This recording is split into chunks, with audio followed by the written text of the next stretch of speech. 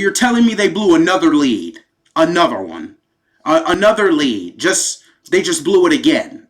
And it's against the Saints, a team that I hate the most. Of course, the Cowboys are up there too.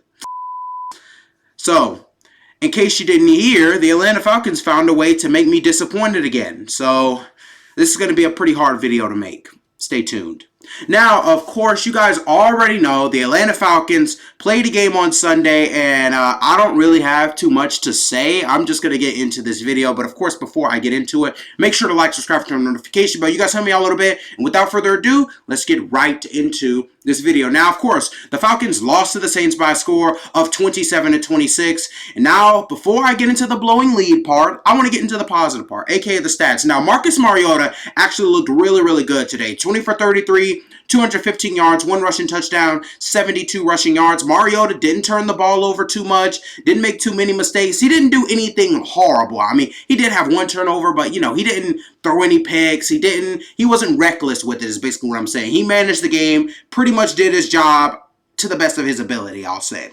Now, of course, going to the Falcons receiving. Now, rookie Drake London, had a really good game. 5 receptions for 74 yards is a solid game for a rookie wide receiver. However, I really want to get into Kyle Pitts as he had a slow day. I mean, 2 receptions for 19 yards. The Saints were just blanketing him all over the field. Kyle Pitts, it was just an ugly day for him in general. Despite 7 targets, I still think Pitts should be targeted more. The fact that he's 6'8", 250-pound, 4'4" running tight end is not targeted in the end zone is absolutely ridiculous, if you ask me. Kyle Pitts should be the red zone threat for Atlanta, and I don't know if it's Mariota not being able to get him the ball. I don't know if it's Kyle Pitts just not running the right routes, maybe not knowing the route tree in the red zone, but something's got to change, because if you're not using a 6'8", 250-pound tight end in the red zone, then I don't know what you're doing.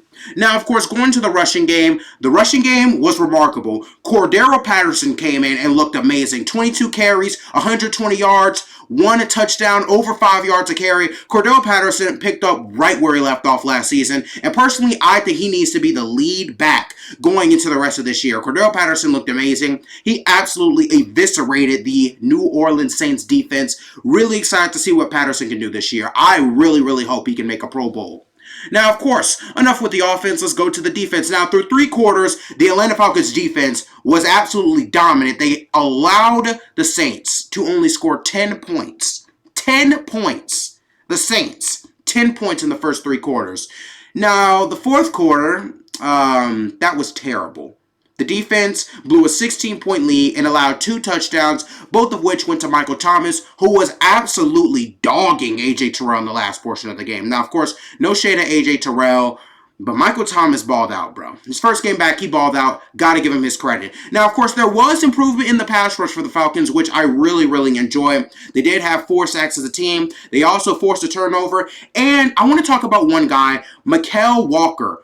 Micah Walker looked amazing. 1 sack, 4 tackles. I really think he's developing into an X-Factor level player on this Atlanta Falcons defense. I think you guys should really watch out for him this year. Think he can make a really, really big impact on the defensive side for the Atlanta Falcons. Now, of course, as far as the 4th quarter, 16-point lead. I mean, you just got to play better. The Atlanta Falcons got into a soft zone, and they were absolutely cut up by Jameis Winston, who got absolutely hot in the 4th quarter. I mean, this guy was on fire. Now, of course, getting more into that painful part, this is honestly really laughable as a Falcons fan. I mean, I really have nothing to say. These blowing leads, it's getting perpetual. It feels like it's never going to end. Every single time the Falcons have a 10-point lead going into the 4th quarter, in the back of my head, I have to worry about, man, are they going to blow this game again? Absolutely ridiculous, but I have to give the Saints their credit. They didn't quit on the game. They kept going. Jameis Winston was amazing.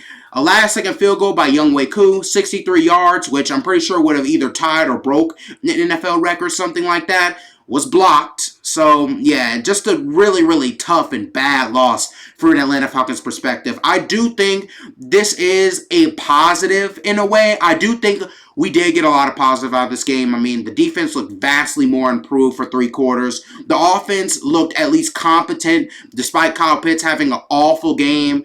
I really, really do think there is some positive, but ultimately, tough loss. Need to go into next week, completely reset and refocus. Now, speaking of next week, the Atlanta Falcons have the LA Rams, aka the Super Bowl champs, next week. Gonna be no doubt a tough matchup. They're gonna have to find a way to contain Cooper Kupp, who's on my fantasy team, by the way, so this should be a really interesting week. Need to find a way to contain Cooper Kupp. Cooper Kupp and AJ Terrell is going to be a fun matchup. Really excited to see what the Falcons do next week. But of course, this week, disappointing loss. Got to get up, refocus. It's only week 1. Have a whole season left ahead of us.